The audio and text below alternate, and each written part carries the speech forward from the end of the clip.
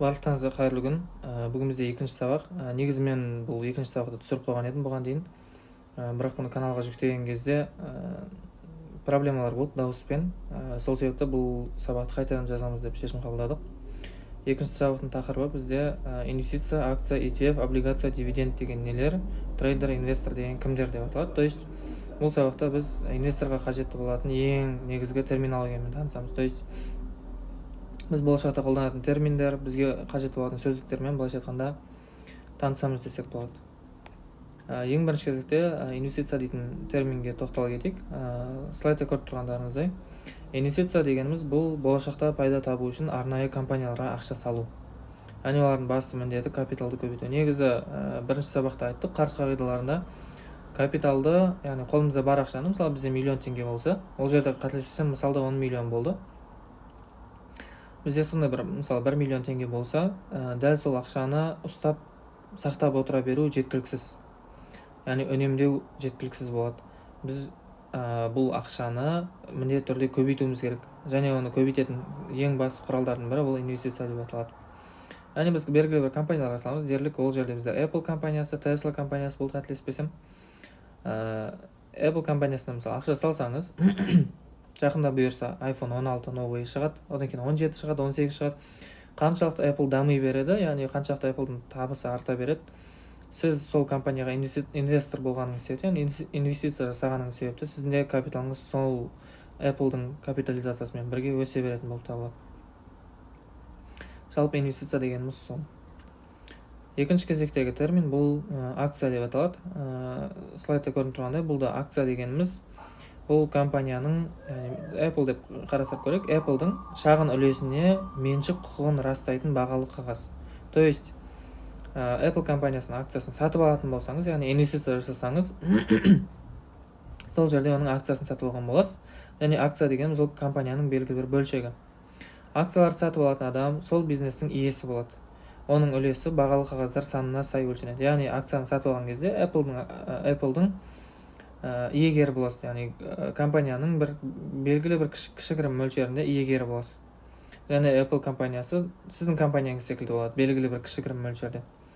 Және сіздің ондағы үлесіңіз сол қаншалықты көбірек акцияларды алғаныңызға байланысты өлшенеді. Мына жерде акциялардың мысалдары бар. Бұл жерде біз қайсыларын білуіміз мүмкін? Google тұр, Microsoft тұр, Pfizer, кезінде 2019-2020 жылдары вакцинамен танылған Pfizer компаниясы.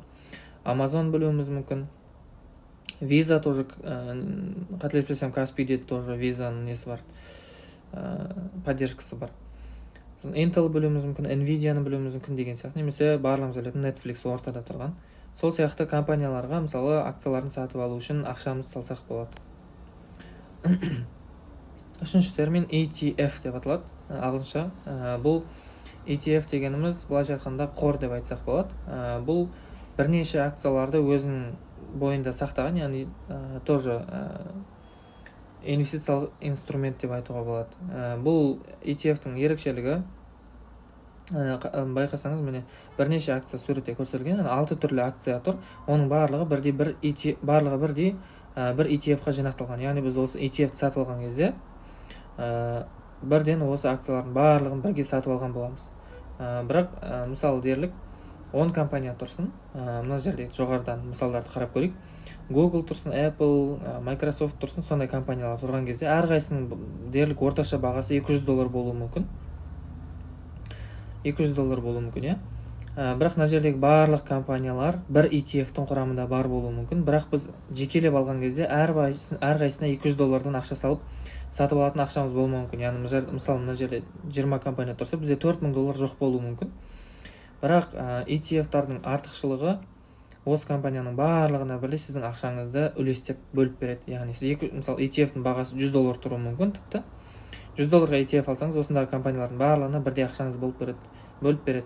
Яғни ол қалай жүзеге асады дейтін болсаңыз, әлемде сізден басқа да өте көптеген адамдар бар, осы ETF-ті сатып алатын. Дерлік сондай ETF бар болса, сол адамдармен бірге ақшаңыздың барлығы ортақтастырылып үлескер боласыз. Яғни барлығының бірдей ақша салып, дерлік $1,000,000 жиналса, ол компанияларға сол ақшаны бөліп отыратын болып табылады. Сол себепті сіздің ақшаңыз да сол үлестің ішінде бөлініп кетеді. Яғни барлық компаниялардың иегері боласыз. ETF-тардың артықшылығы ол жерде рискті азайтады, яғни тәуекел ақшаны жоғалту мүмкіндігін барынша азайтады. Өйткені бір компаниялар құлайды, бір компаниялар жоғары көтеріледі. Сол уақытта егер сіздің таңдауыңыз дұрыс болмай қалса, жекелеген акция сатып алсаңыз, онда капиталдың өте көп бөлігін жоғалтып алуыңыз да мүмкін. Ал ETF-қа салған кезде біреу құлайды, біреу көтеріледі. Орташа есеппен алғанда негізінен әлемдік экономика жылдан жылға көтеріліп дамып келе жатқандықтан компаниялар көп жағдайда негізінен барлығы бірге ортақтасқан кезде экономика негізінен көтеріледі. Сол себепті ETF-ті алу өте қауіпсіз құрал болып табылады. Бірақ кемшілігі ETF-ті алған кезде табатын табысыңыз жекелеген акцияны алған кездегі табыстан төменірек болады. Себебі кейбір компаниялар, ETF-тің құрамындағы кейбір компаниялар бұл табысыңызды құлататын болып табылады. Дерлік мысалы, мына жерде Google-ды сатып алатын болсаңыз, Google жылына 50% өсуі мүмкін. Ал бірақ егер ETF-ті алатын болсаңыз, мұндағы барлық акциялар оның ішінде болса, Google-ға 50% өскенімен, оның ішінде басқа компаниялар құласа, тіпті сіз минусқа кетуіңіз мүмкін. Бірақ ETF-ті алу бұл қауіптілікті барынша азайтатын құрал болып табылады. Келесісі бізде облигация деп аталады, инвестициялық инструмент. Бұл облигация дегеніміз слайдта көрініп тұрғандай, компаниялардың шығаратын қарыздық бағалы қағазы, яғни қарыз деп аталады. Компания, белгілі компаниялар дерлік, қарапайым тілде былай түсіндіруге болады. Бұл барлығымыз жақсы көретін Apple-ды алып көрейік.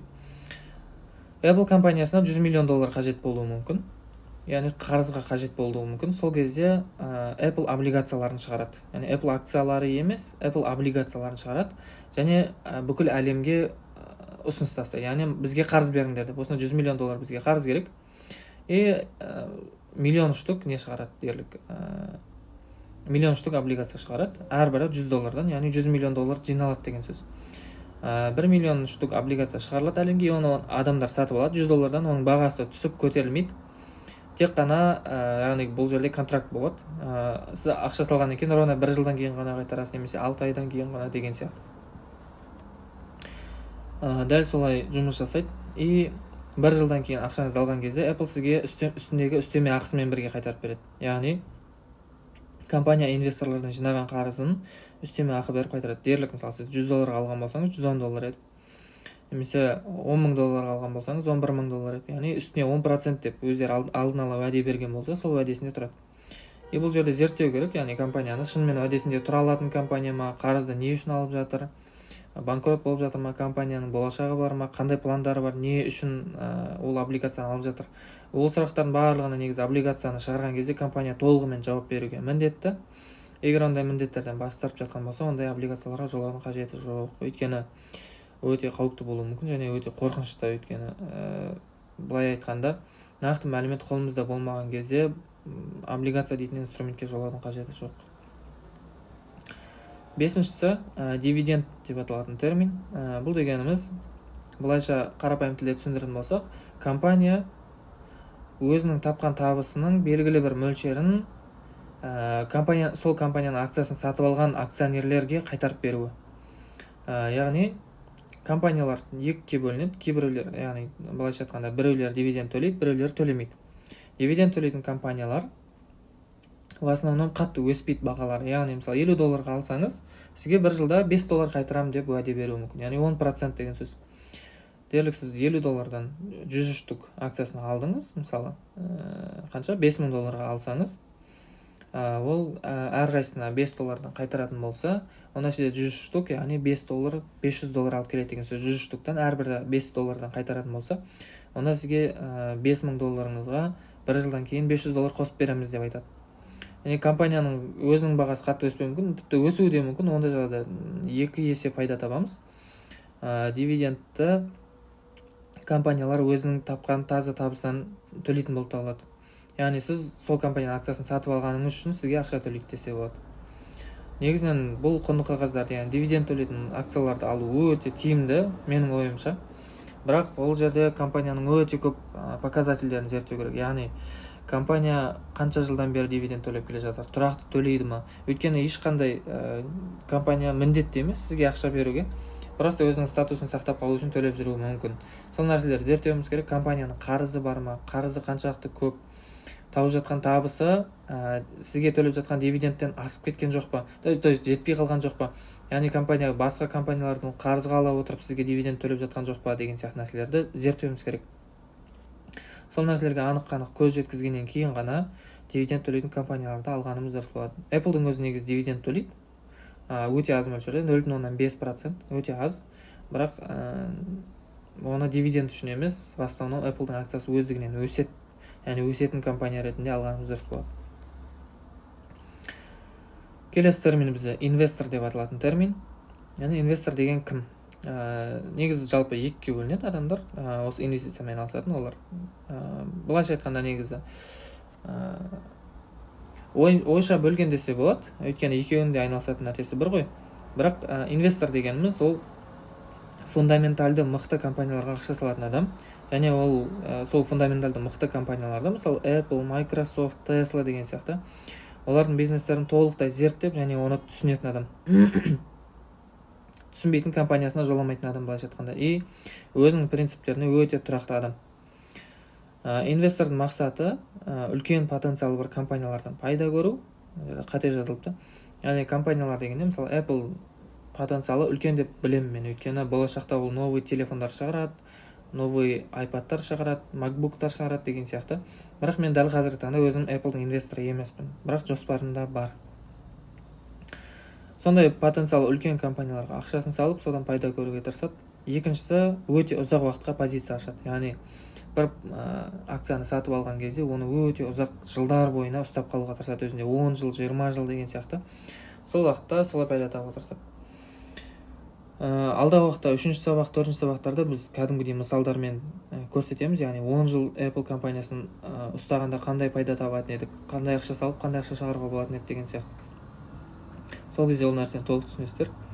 Үшіншісі, бұл адам үлкен сомамен пайда табады. Яғни $100 салып, $150 шығару, $200 салып, $210 шығару ондай емес. Яғни $1000 немесе $10,000 ақша салдық, болды, ұмыттық. Яғни портфель жауып тастадық, болды. Оған кірмейміз. Яғни 10 жыл, 20 жылдан кейін $10,000, мысалы $40,000 айналуы мүмкін, $100,000 айналуы мүмкін. Сол нәрсеге дейін күту, яғни үлкен соманы салып тастап, соны күту. Яғни өзінің шыдамдылығы мықты адамдар инвестор болады. Төртінші мақсат, жаңа жоғарыда айттық, дивидендтерден пайда көру.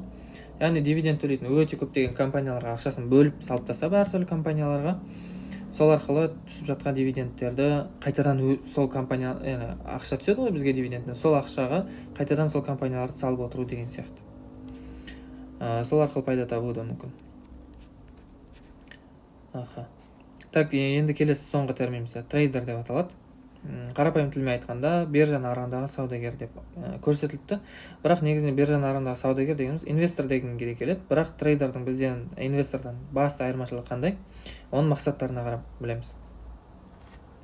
Яғни акцияны арзанырақ сатып алып, қымбатырақ сату, немесе қымбатырақ қарызға сатып тастап, соны арзанға сатып алу деген сияқты нәрселермен жұмыс жасайтын адам. То есть дерлік Apple акциясы бүгін $190 тұрса, ертең $195 тұруы мүмкін. Яғни сол бір күннің ішінде тез пайда тауып қалуы, сонда $5, $10 деген сияқты пайдаларды тауып қалуға тырысатын адам трейдер. Немесе керісінше жұмыс жасауы да мүмкін. Яғни ол нәрсені қазір сіздер түсінбеулеріңіз мүмкін. Нақтырақ қатты зерттеп, ютубтан негізі видеолар көп. Шорт позиция деп аталады. Яғни қымбатырақ кезінде қарызға сатып, мысалы Apple компаниясы $250 тұрса, сол кезде оны шорт позиция ашып, сол жерде қымбатқа $250 мен басқа адамға сатып жіберу. И қайтадан түскен кезінде, мысалы түсетін болса, 220-ға дейін түсетін болса, и 220 кезінде қайтадан сатып алу. Ортада $30 пайда қалады. Яғни сіз 250-ге сатып жібердіңіз басқа біреуге, сізде жоқ кезінде, и 220-ға түскен кезінде қайтадан сатып ала салдыңыз. И сол арқылы $30 пайда табу деген сияқты. Осы нәрсемен трейдерлер айналысады. Инвесторларды в основном шорт позициялар қызықтырмайды. Үшіншісі, айырмашылықтан пайда табу. Яғни жоғарыдағы екі мысалды бірден айта салуға болады мақсатындағы, яғни арзан алып қымбат сату, немесе қымбат алып арзан сату. То есть, точнее, қымбатқа сатып, арзанырақ сатып алу. Осы ортада тұрған жаңағы $30 айырмашылықтан пайда табу.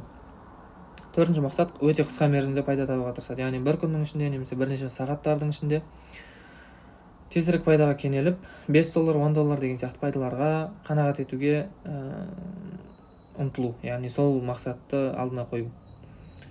Бесіншісі, бір күннің ішінде позицияны ашып жауып тастау. яғни азанда акцияны сатып алдыңыз, кешке сатып тастадыңыз деген сияқты. Солай пайда көріп қалуға тырысу. Немесе тіпті минусқа кетіп жатса да азанда алды, кешке сатып тастады. Сондай сияқты нәрсе бар. То есть трейдерлар осы нәрсемен көбірек айналысады, ал инвесторларды ол нәрсе қызықтырмайды. То есть бір күннің ішінде қалай компаниялар қозғалады, түседі, көтеріледі, ол нәрсе инвесторды қызықтырмайды. В основном трейдер ол нәрсеге қатты көңіл бөліп таңнан кешке дейін осылай отырады. Үшінші сабақта бізде инвест стиль, қателеспесем тақырыбы. Сол инвест стильде осы трейдер, инвестор деген нәрселерге өте қатты терең тоқталамыз. И сол жерде түсіндіреміз. То есть қайсысы тиімдірек, қайсысы тиімсіз, қайсы стиль сізге более сәйкес келеді, яғни трейдер болу дұрыс па сізге, инвестор болу ма деген сияқты таңдап көмектесуге тырысамыз. Бірақ таңдау үнемі сіздің қолыңызда, ол таңдауды сізге қинап жасатқызып қоя алмаймыз. Сонымен екінші тақырып осы жалпы. Барлықтарыңызға, назарларыңызға көп рахмет. Осымен екінші сабақ аяқталды. Келесі видео сабақтарда жүздескенше.